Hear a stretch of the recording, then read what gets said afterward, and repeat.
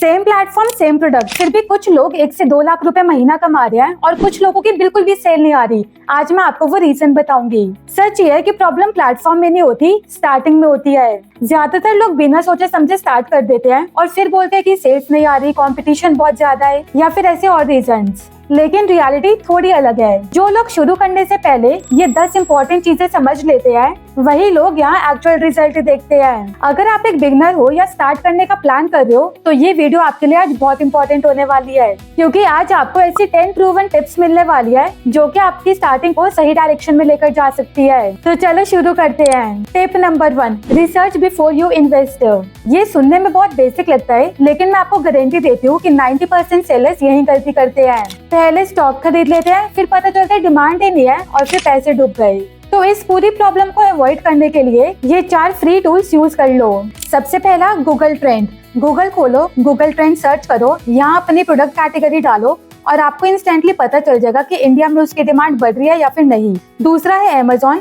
यहाँ सिर्फ product search मत करो, best sellers, movers and shakers section check करो, साथ में कीवर्ड्स देखो और फ्रीक्वेंट बॉट टुगेदर भी ऑब्जर्व करो। ये आपको रियल बाइंग बिहेवियर समझाता है। तीसरा है मीशो। सिंपल सर्च बार में प्रोडक्ट टाइप करो और देखो कौन सा आइटम बार बार आ रहा है, यही एक्चुअल डिमांड होती है। और चौथा है फ्लिपकार्ट। यहाँ भी सर्च करो और ग्रोथ या ट्रेंडिंग सेक्शन को एनालाइज करो। यहाँ से आपको फास्ट मूविंग प्रोडक्ट्स का आइडिया मिलता है। इन सब टूल्स को प्रॉपर्ली कैसे यूज करना है, मैंने इस पर ऑलरेडी एक डिटेल्ड वीडियो बनाई हुई है, आप उसे देख के ही अपनी प्रोडक्ट रिसर्च स्टार्ट करना मस्ट वॉच है। और ऑनेस्टली ये सिंपल से 5 मिनट का चेक आपको 50,000 रुपए का गलत स्टॉक लेने से बचा सकता है। तो अभी के लिए बस एक लाइन याद रखो, प्रोडक्ट लेने से पहले रिसर्च जरूर करनी है। Tip 2, start generic not branded. बहुत सेलर्स क्या करते हैं, पहले ट्रेडमार्क लेते हैं, लोगो बनवा लेते हैं, फैंसी पैकेजिंग बाय कर लेते हैं और फिर प्रोडक्ट इन्हें बिकता सब पैसा वेस्ट हो जाता है। ये गलती मत करना। जेनरिक में अगर आपका प्रोडक्ट फ्लॉप भी हो गया तो सिर्फ स्टॉक अटकता है जो कि आप एडजस्ट या रिकवर कर सकते हो। देखो, जेनरिक का सिंपल मतलब होता है नॉन ब्रांडेड प्रोडक्ट, मतलब बिना किसी ब्रांड नेम का प्रोडक्ट, जैसे normal mobile covers, kitchen tools, T shirt, kurtis, जिसमें कोई स्पेसिफिक ब्रांड मेंशन ही नहीं होता। सिंपल समझ लो, कस्टमर प्रोडक्ट खरीद रहा है, ब्रांड नहीं। अब प्रैक्टिकल समझते हैं। अगर आप अमेज़न पे सेल कर रहे हो तो यहाँ ब्रांड एग्जम्पशन का ऑप्शन मिलता है। इसका मतलब आप बिना ब्रांड रजिस्टर किए भी लिस्टिंग क्रिएट कर सकते हो। और अगर आप थोड़ा भी रिसर्च करोगे तो आपको बहुत सारी जेनरिक लिस्टिंग मिल जाएगी जो ऑलरेडी अच्छा परफॉर्म कर रही है। अब मीशो पे देखो, यहाँ मेजॉरिटी सेलर्स जेनरिक प्रोडक्ट ही सेल कर रहे हैं, सिंपल लिस्टिंग, नो ब्रांडिंग, फिर भी उन पे कंसिस्टेंट ऑर्डर्स आ रहे हैं। और फ्लिपकार्ट पे भी सेम चीज है। आप इजीली जेनरिक प्रोडक्ट से स्टार्ट कर सकते हो, कोई जरूरत नहीं है स्टार्टिंग में ब्रांड बनाने की। इसलिए स्मार्ट सेलर्स क्या करते हैं, पहले जेनरिक में प्रोडक्ट टेस्ट करते हैं और जब सेल्स आने स्टार्ट हो जाती है तब उसे ब्रांड में कन्वर्ट करते हैं। तो अभी के लिए सिंपल रखो, पहले जेनरिक से स्टार्ट करो और धीरे धीरे फिर ब्रांडिंग की तरफ जाना। ब्रांड बनाना गलत नहीं है, बस टाइमिंग गलत मत करो। Tip 3, keep inventory small. बहुत लोग स्टार्टिंग में ही गलती कर देते हैं, ज्यादा स्टॉक उठा लेते हैं और साथ में अननेसेसरी वेरिएंट्स भी ले लेते हैं। एग्जाम्पल लेते हैं शूज का। आपने 3 वेरिएंट्स के लिए और हर वेरिएंट पे 6 साइजेस ले लिए, मतलब एक प्रोडक्ट के 18 ऑप्शंस हो गए। अब अगर आप हर एक का स्टॉक लेते हो तो आपका पूरा पैसा वहीं फंस जाता है। और सबसे बड़ी प्रॉब्लम, आपको पता ही नहीं होता कि कौन सा साइज बिकेगा और कौन सा वेरिएंट चलेगा। इसलिए सिंपल रूल समझ लो, ऐसे प्रोडक्ट से शुरू ही मत करो जिसमें आपको साइज से अलग अलग वेरिएंट चाहिए हो, जैसे कि shoes, T shirt, kurti, clothing. ये सब बिगनर्स को कंफ्यूज कर देते हैं। अब स्मार्ट अप्रोच क्या है, एक सिंगल प्रोडक्ट कैटेगरी चूज करो, जैसे कि होम डेकोर, और उसमें एक ही प्रोडक्ट के मल्टीपल वेरिएंट्स लेने के बजाय अलग अलग डिफरेंट प्रोडक्ट्स ट्राई करो, जैसे कि wall sticker, small show pieces, artificial plants या लाइट्स। हर प्रोडक्ट का थोड़ा थोड़ा स्टॉक लो और देखो कौन सा प्रोडक्ट एक्चुअली सेल हो रहा है। इससे क्या होगा, आपका रिस्क एक जगह फंसने के बजाय स्प्रेड हो जाएगा और आपको जल्दी समझ आ जाएगा कि कौन सा प्रोडक्ट चल रहा है। सिंपल स्ट्रैटेजी, कैटेगरी फिक्स करो, उसमें वैरायटी टेस्ट करो, यही वो चीज है जो सक्सेसफुल सेलर्स करते हैं। टेस्ट करो और फिर इन्वेस्ट करो। तो याद रखो, वेरिएंट्स मत बढ़ाओ, कैटेगरी के अंदर प्रोडक्ट्स बढ़ाओ। Tip 4, your listing is your salesman. अब ये एग्जांपल ध्यान से देखना, यहाँ पूरा गेम समझ आ जाएगा। स्क्रीन पे 2 लिस्टिंग है, सेम टाइप की ज्वेलरी प्रोडक्ट्स। पहली लिस्टिंग में क्या है, सिर्फ एक इमेज, टाइटल भी वीक है, प्रॉपर्ली एक्सप्लेन नहीं कर रहा प्रोडक्ट को। प्राइस 164 रुपीज में सिर्फ एक वाइट पीस। अब दूसरा लिस्टिंग देखो, 4 clear images, different angles, title proper है, कीवर्ड्स यूज किए गए हैं और सबसे इम्पोर्टेंट, ये सेलर 2 पीसेस का सेट बेच रहा है। प्राइस 216 रुपीज है, जिसमें ग्रीन कलर और एक व्हाइट कलर। अब थोड़ा बेसिक मैथ्स करते हैं। मान लो ज्वेलरी का कॉस्ट 50 रुपीज पर पीस पड़ा। सिंगल पीस वाले का ब्रेक डाउन करते हैं। 50 rupees product, 60 rupees delivery, 30 rupees बाकी एक्सपेंसेस, टोटल हुआ 140 रुपीज और सेलिंग प्राइस 164 रुपीज है, तो टोटल प्रॉफिट मान लो 20 to 25 रुपीज हो गया। अब इस सेट वाले सेलर का देखते हैं। 2 pieces 100 rupees product price, 60 rupees delivery, 30 to 40 rupees बाकी एक्सपेंसेस, टोटल हो गया 190 से 200 रुपीज। सेलिंग प्राइस है 216 रुपीज, तो प्रॉफिट हो गया 20 से 30 रुपीज। मतलब ध्यान से देखो, दोनों सेलर्स का प्रॉफिट ऑलमोस्ट सेम है, लेकिन कस्टमर क्या देख रहा है, एक जगह 164 रुपीज एक पीस, दूसरी जगह 216 रुपीज में 2 पीसेस। उसको क्लियरली सेट में ज्यादा वैल्यू दिख रही है। और अगर आप खुद भी सोचो तो आप क्या चूज करोगे, 164 रुपीज का सिंगल पीस या फिर 216 में 2 पीसेस? ऑब्वियसली सेट वाला। यही काम आती है थोड़ी ह्यूमन साइकोलॉजी। कस्टमर को सिर्फ सस्ता नहीं चाहिए होता, उसको जहाँ भी बेटर डील दिख रही होती है वो वहीं पर वो प्रोडक्ट बाय कर लेता है। और ये सब पॉसिबल होता है इमेजेस, टाइटल और ऑफर से। अगर आपको अपनी लिस्टिंग स्ट्रॉन्ग करनी है तो आप बेटर प्राइस पे भी सेल कर सकते हो। तो याद रखो, प्रोडक्ट स्ट्रॉन्ग हो सकता है, लेकिन ऑफर और लिस्टिंग ये 2 चीजें सबसे ज्यादा मैटर करती है। अब लिस्टिंग अच्छे से कैसे करते हैं और प्रोडक्ट इमेजेस कैसे अच्छे से क्रिएट करते हैं बिल्कुल फ्री ऑफ कॉस्ट, इस पे मैंने एक पूरी डिटेल्ड वीडियो बनाई हुई है, उसे भी आप जरूर देख लेना। Tip number 5, organic before ads. ये सबसे कॉमन मिस्टेक है बिगनर्स की। स्टार्ट में ही एड्स पे पैसा खर्च करना शुरू कर देते हैं और फिर बोलते हैं कि एड्स तो चला लिया लेकिन सेल्स ही नहीं आ रही। सिंपल रीजन है, लिस्टिंग कन्वर्ट ही नहीं कर रही। अगर आपकी लिस्टिंग ही वीक है तो एड्स सिर्फ लॉस ही बढ़ाएंगे। 0 रुपीज एड स्पेंड करो जब तक लिस्टिंग खुद से कन्वर्ट न होए। अब ऑर्गेनिक सेल्स कैसे लानी है अमेजॉन, मीशो, फ्लिपकार्ट तीनों प्लेटफॉर्म पे, चलो वो बताती हूँ। कूपन, प्रमोशन और डील्स ऐड करनी है। इसके लिए सबसे पहले अमेजॉन पे सेलर सेंट्रल ओपन करो, प्रमोशन टैब में जाओ और कूपन क्रिएट करो। छोटा डिस्काउंट भी प्रोडक्ट को क्लिकेबल बना देता है।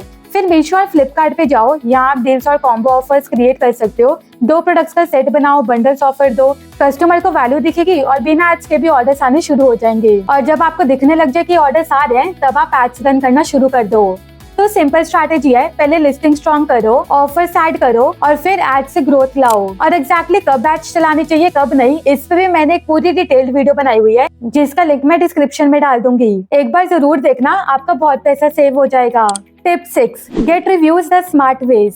सबको पता है कि रिव्यूज कितने ज्यादा जरूरी होते हैं, लेकिन मोस्टली बिगनर्स यही गलती करते हैं। फेक रिव्यूज लेने की कोशिश, फ्रेंड से रिव्यूज ले लेते हैं या डायरेक्ट कस्टमर्स को बोलते हैं कि 5 स्टार रेटिंग्स और रिव्यूज दे दो और हम आपको 50 रुपीज या 100 रुपीज तक कैशबैक देंगे। और ये सब ऑनेस्टली काफी रिस्की है। अगर आप अमेजॉन की पॉलिसी देखो तो क्लियरली लिखा है रिव्यू मैनिपुलेशन अलाउड ही नहीं है, अकाउंट सस्पेंड भी हो सकता है। एक गलती और महीनों की मेहनत 1 सेकंड में खत्म। तो इसके लिए सिंपली कस्टमर एक्सपीरियंस इंप्रूव करने पे ध्यान दो। स्क्रीन पे देखो ये एग्जांपल।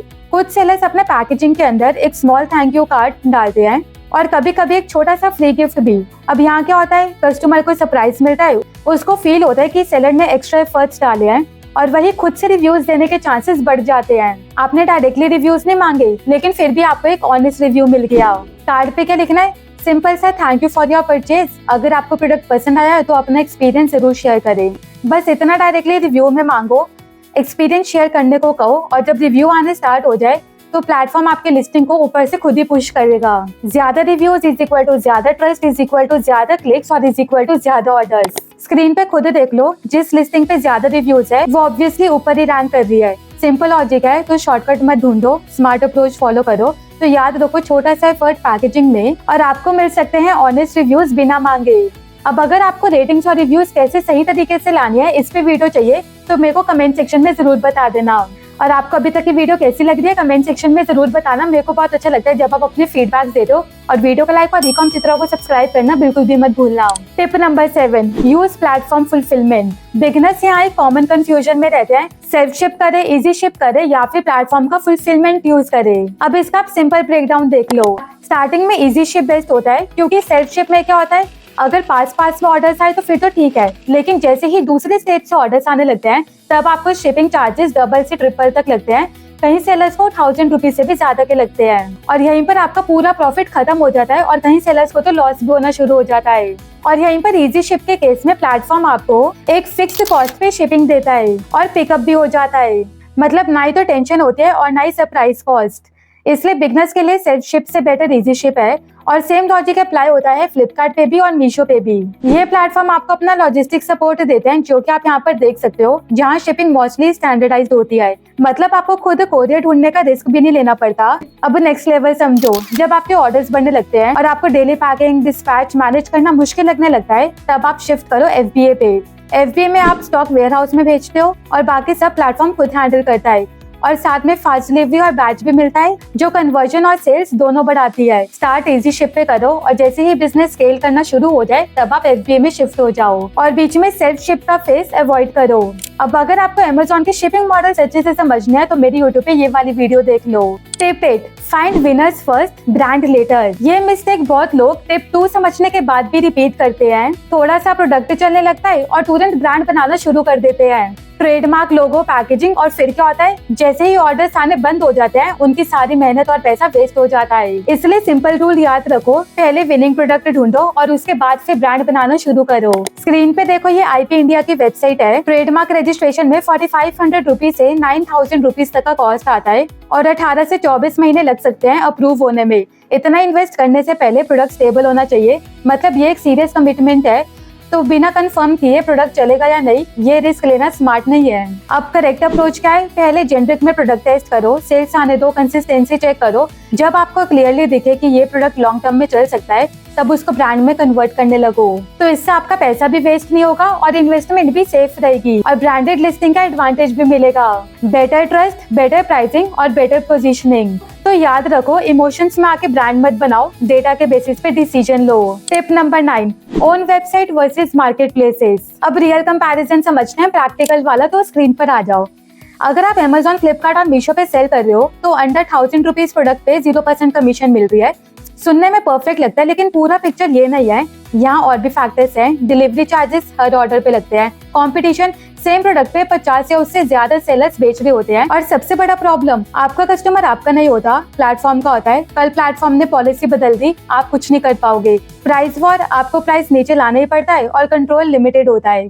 मतलब सेल आती है लेकिन मार्जिन प्रेशर में रहता है। अब दूसरी साइड देखो, जैसे शॉपिफाई या वूकॉमर्स पे, तो क्या मिलता है, no competition on your page, customer सिर्फ आपका प्रोडक्ट देख रहा है, प्राइसिंग आप कंट्रोल करते हो, ब्रांड आपका होता है, कस्टमर डेटा भी आपका ही होता है, लेकिन चैलेंज भी क्लियर है, ट्रैफिक आपको खुद लाना पड़ता है और डिलीवरी भी आपको खुद ही मैनेज करनी पड़ती है। तो अगर आपका आउट ऑफ स्टेट ऑर्डर भी आए तो आपके हाई शिपिंग चार्जेस लगने के ज्यादा चांसेस होते हैं। मतलब कंपैरिजन सिंपल है, मार्केट प्लेसेस पे इजी सेल पर कंपटीशन हाई और मार्जिन कंट्रोल में होता है। खुद की वेबसाइट में चैलेंजिंग स्टार्ट होता है पर पूरा कंट्रोल आपका होता है और लॉन्ग टर्म बेनिफिट मिलता है। इसलिए सेलर्स क्या करते हैं, पहले मार्केट प्लेसेस से सेल्स निकालते हैं और फिर धीरे धीरे अपनी वेबसाइट बिल्ड करते हैं। तो याद रखो, प्लेटफॉर्म पे आप कम्पीट करते हो और वेबसाइट पे आप डोमिनेट करते हो। और अगर आपको इन दोनों का डिफरेंस और प्रैक्टिकल तरीके से समझना है तो आप मेरे को कमेंट सेक्शन में बता देना, मैं इस पे एक अलग से डिटेल्ड वीडियो बना दूंगी। Tip number 10, learn free before paying.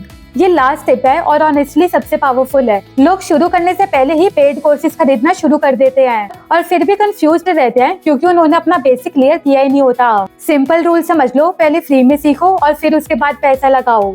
आज के टाइम पे इतना फ्री कंटेंट अवेलेबल है, यूट्यूब पे ट्यूटोरियल्स, सेलर फोरम्स, प्लेटफॉर्म्स के हेल्प सेंटर्स, Amazon, मीशो और फ्लिपकार्ट, तीनों के अपने गाइड्स और ट्रेनिंग रिसोर्सेज है। आप उन्हें यूज करो और मैंने भी अपने चैनल पे ऑलरेडी डिटेल्ड वीडियोस बनाई हुई है, प्रोडक्ट रिसर्च, लिस्टिंग और स्पेशली कैलकुलेशन वाली वीडियोस भी, वो सब मस्ट वॉच है। क्योंकि जब तक आपको नंबर्स ही समझ नहीं आएंगे तब तक प्रॉफिट नहीं बनेगा और फिर आपका प्रोडक्ट रिसर्च का भी कुछ फायदा नहीं है। और सबसे इम्पोर्टेंट, सिर्फ देखना नहीं है, इम्प्लीमेंट भी करना है। छोटा स्टार्ट करो, गलती करो, सीखो, एक्सपीरियंस ही आपका बेस्ट टीचर है। और देखो, अब आपने ये पूरी वीडियो देख ली, मतलब आप अब उन सारे लोगों से आगे हो जो अभी भी यही कंफ्यूजन में है कि हम शुरू करें या फिर नहीं। अब सिर्फ एक काम करो, शुरू कर दो। गलती होगी, कंफ्यूजन होगी, लेकिन वहीं से सीखना है।